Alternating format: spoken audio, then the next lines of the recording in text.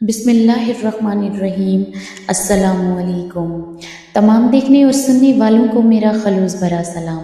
उम्मीद करती हूँ कि आप सब लोग खुश होंगे, खुशहाल होंगे। अल्लाह ताला आप सबको खुश रखे, खुशहाल रखे। वीडियो देखने से पहले अगर आप मेरे चैनल पे नए हैं तो प्लीज़ मेरे इस चैनल को लाइक, शेयर और सब्सक्राइब कर दें। साथ में बेल आइकन भी प्रेस कर दें ताकि मेरी आने वाली जो भी नोटिफिकेशन हो वो सबसे पहले आप तक पहुँचे।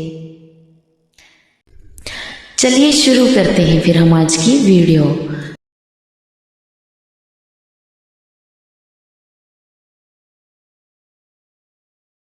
अऊज़ु बिल्लाहि मिनश शैतानिर रजीम। बिस्मिल्लाहिर रहमानिर रहीम। अर्रहमान अल्लमल क़ुरआन खलक़ल इंसान अल्लमहुल बयान। अश्शम्स वल क़मर बिहुस्बान वन्नज्मु वश्शजरु यस्जुदान।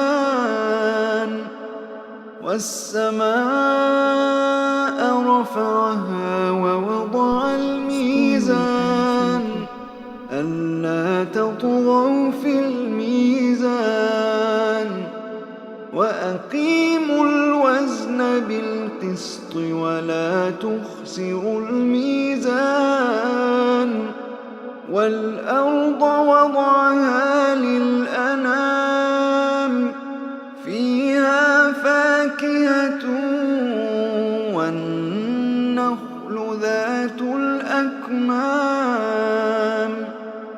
والحب ذو العصف والريحان فبأي آلاء ربكما تكذبان خلق الإنسان من صلصال كالفخار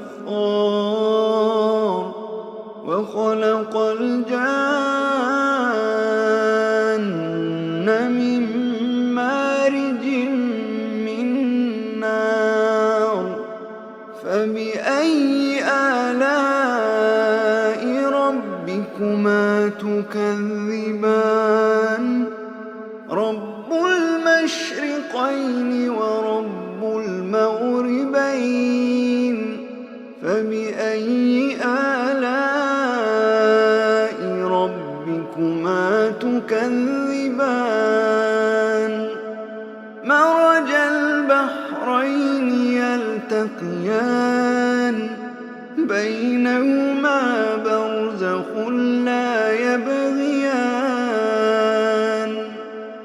فبأي آلاء ربكما تكذبان يخرج منهما اللؤلؤ والمرجان فبأي آلاء ربكما تكذبان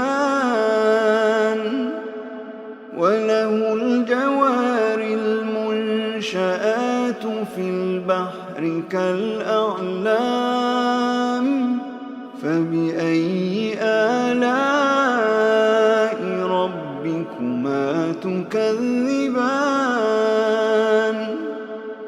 كل من عليها فان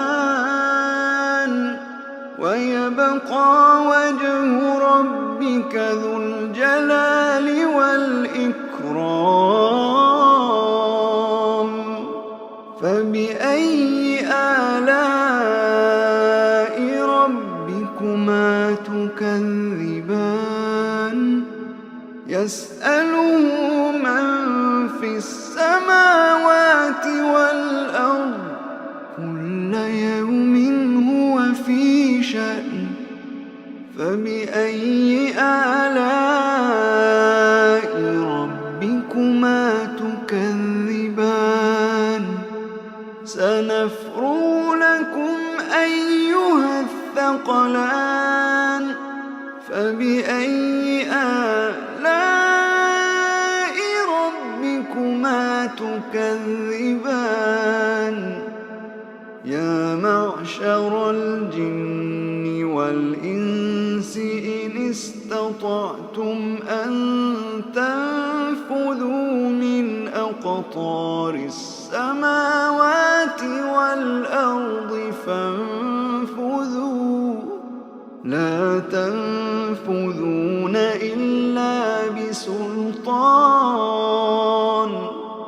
فبأي آلاء ربكما تكذبان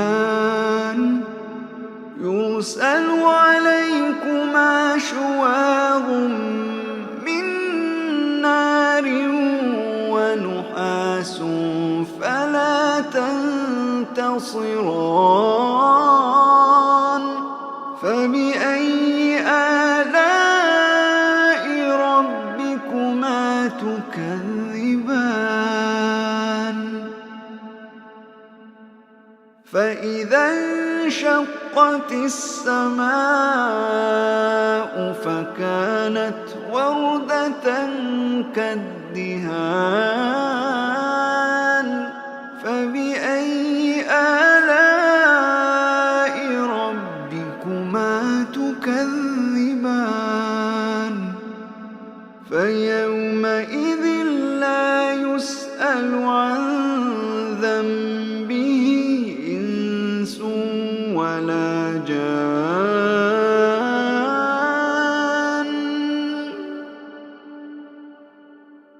فبأي آلاء ربكما تكذبان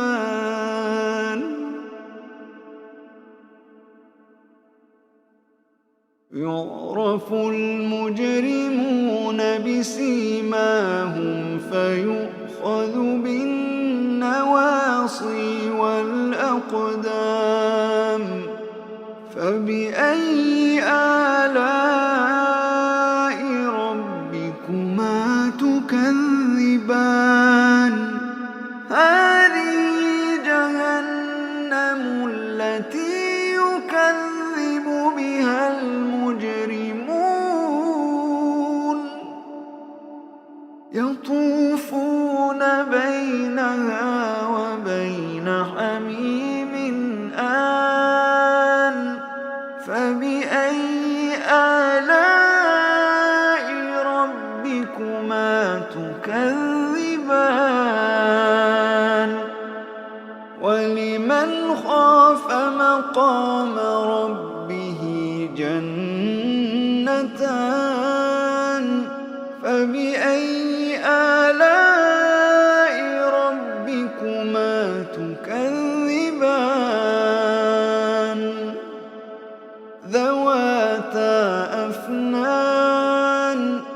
ذواتا أفنان فبأي آلاء ربكما تكذبان فيهما عينان تجريان فبأي آلاء ربكما تكذبان فيهما من كل فاكهة زوجان فبأي آلاء ربكما تكذبان متكئين على فرش بطائنها من استبرق وجنى الجنتين دان فبأي آلاء ربكما تكذبان فيهن قاصرات الطرف لم يطمثهن إنس قبلهم ولا جان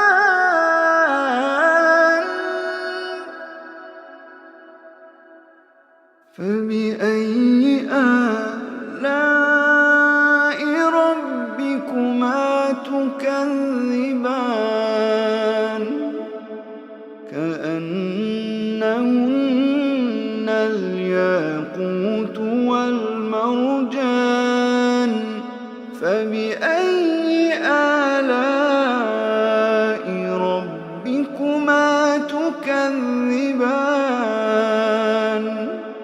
هل جزاء الإحسان إلا الإحسان فبأي آلاء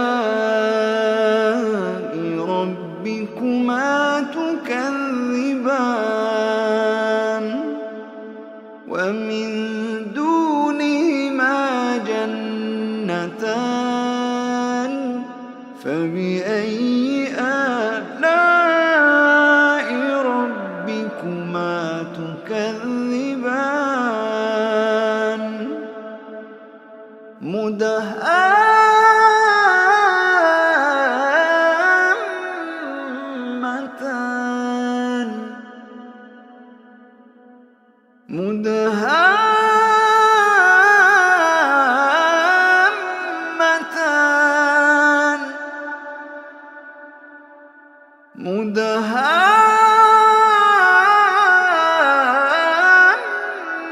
مدهامتان فبأي آلاء ربكما تكذبان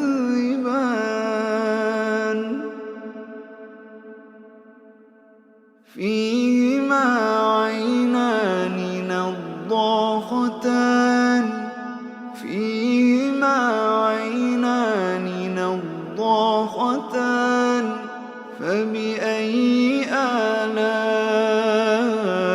ربكما تكذبان فيهما فاكهة ونخل ورمان فبأي آلاء ربكما تكذبان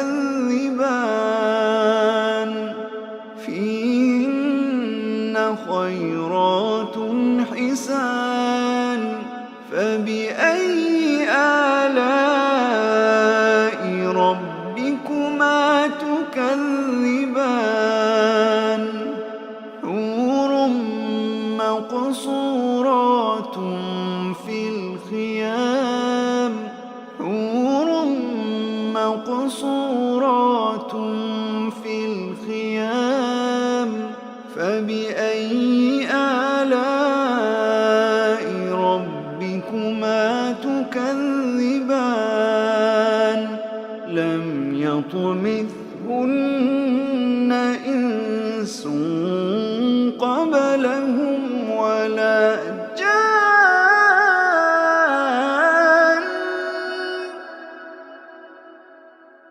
فبأي آلاء ربكما تكذبان متكئين على رفرف خضر وعبقري حسان فبأي آلاء ربكما تكذبان فبأي آلاء ربكما تكذبان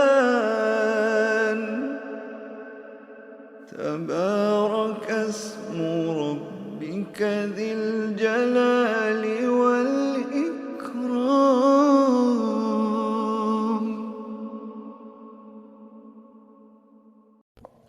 जज़ाकल्लाह सुभान अल्लाह। क्या सुकून मिलता है सूरह रहमान को सुनने से, माशाल्लाह। सही कहते हैं कि कभी कोई बीमार होता है तो उसको सूरह रहमान लगा के रखें तो उसकी बीमारी में उसको शिफा मिलती है, उसके दिल को सुकून मिलता है। बिल्कुल सही है, क्योंकि सूरह रहमान सुनने से, और माशाल्लाह इनकी आवाज़ भी तो बहुत ज़्यादा प्यारी है, और सूरह रहमान सुनने से दिल को सुकून मिलता है। आप भी ये पूरी सुनिएगा और फील कीजिएगा। मैं उम्मीद करती हूँ कि मेरी ये वीडियो आपको पसंद आएगी। मिलती हूँ आपसे किसी दूसरी वीडियो में, तब तक के लिए अल्लाह हाफिज़।